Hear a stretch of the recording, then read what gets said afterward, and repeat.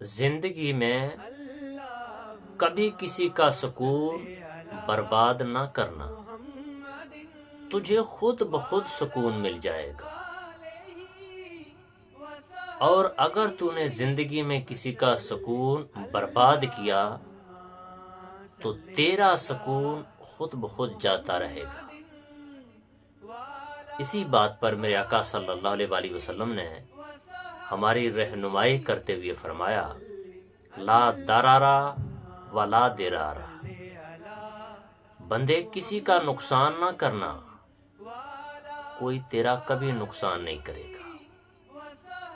اگر تو نے کسی کو تکلیف نہیں پہنچائی، تجھے تکلیف نہیں پہنچے گی۔